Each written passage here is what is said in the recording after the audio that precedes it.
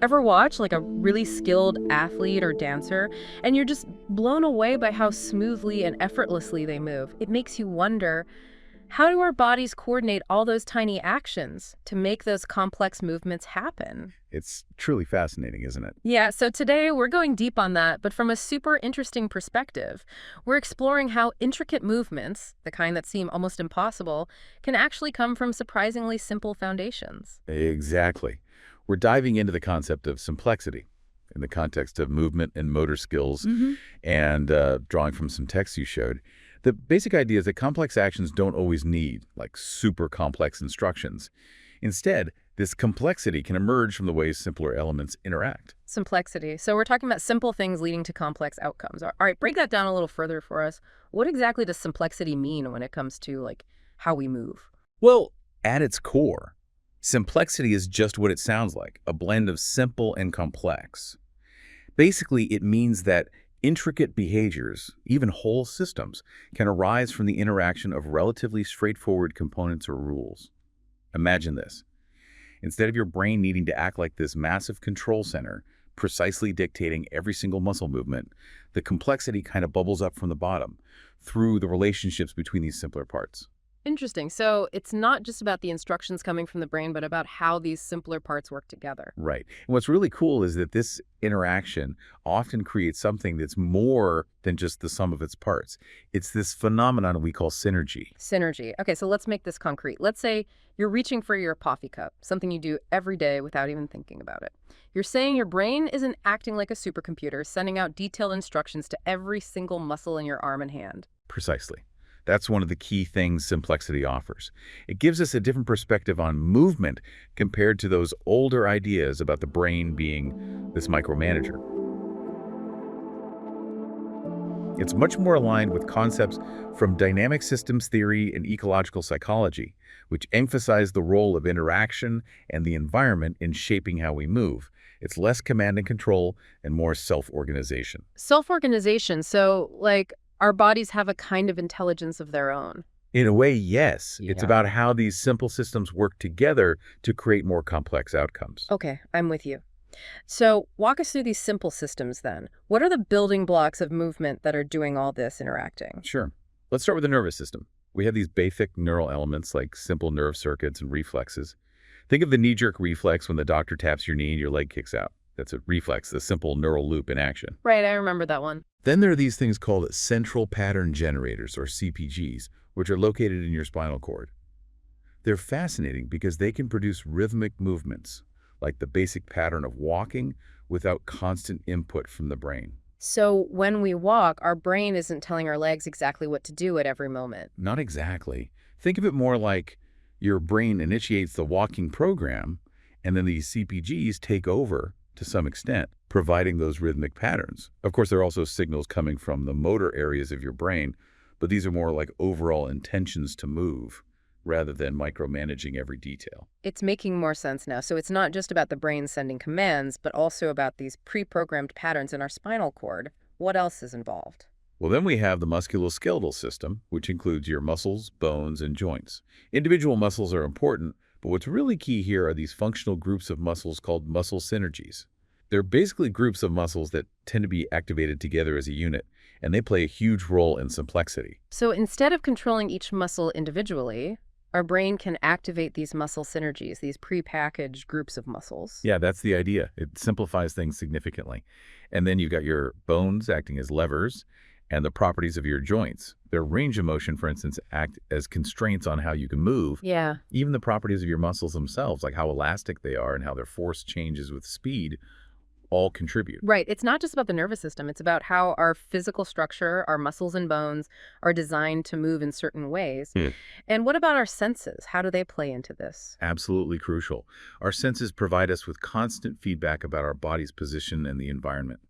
Proprioceptors, which are sensors in our muscles and joints, tell us where our limbs are in space and how stretched our muscles are. Proprioceptors. Okay, I'm following. Then there's vision, which gives us so much information about our surroundings and our body's relationship to them.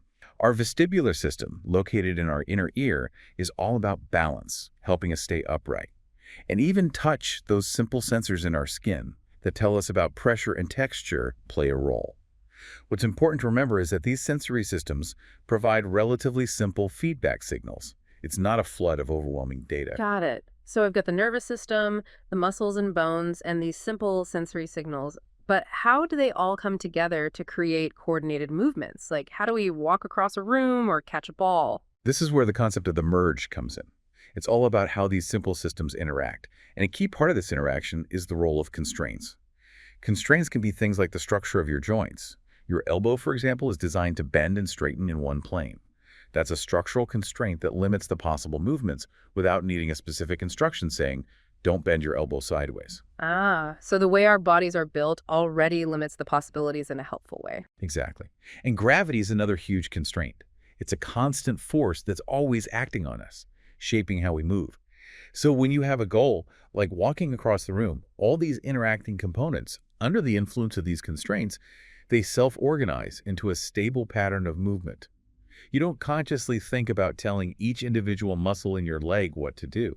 It's amazing how we take these things for granted. It really is. And think about how adaptable our movements are. You can adjust your walking speed, navigate obstacles, all without having to consciously reprogram your entire movement pattern.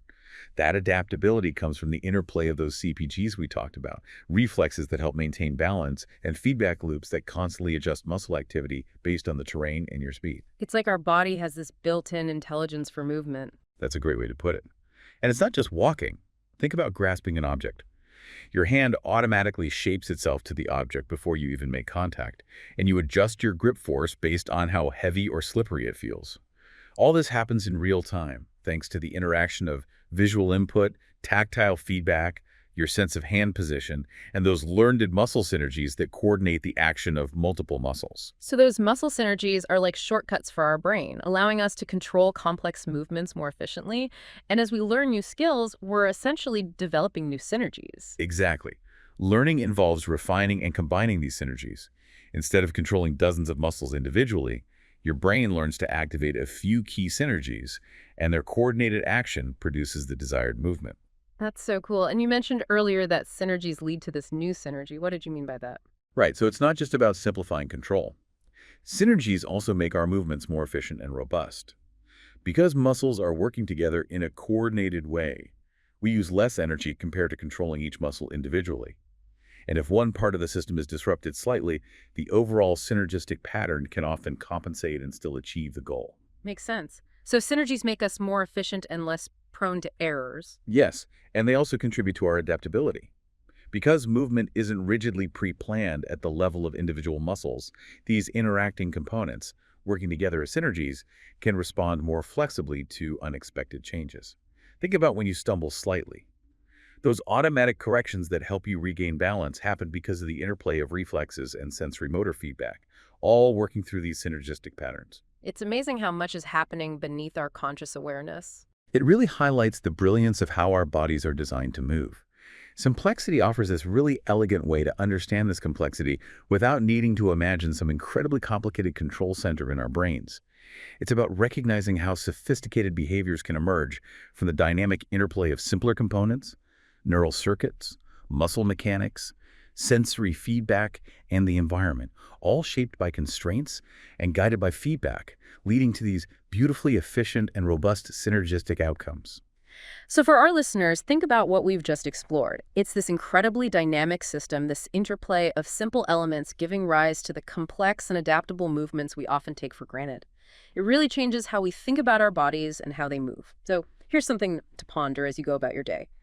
How might understanding this concept of simplexity change the way you approach learning new skills, whether it's a physical skill like learning a new sport or improving your cooking technique, or even something more cognitive?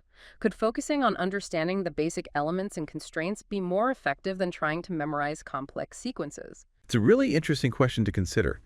And if this idea of emergent complexity has piqued your curiosity, I'd highly recommend diving deeper into dynamic systems theory and ecological psychology. They offer some truly fascinating insights into how we move, learn, and interact with the world around us. Absolutely. There's a whole world of knowledge to explore there. Thanks for taking this deep dive with us. It's been a pleasure.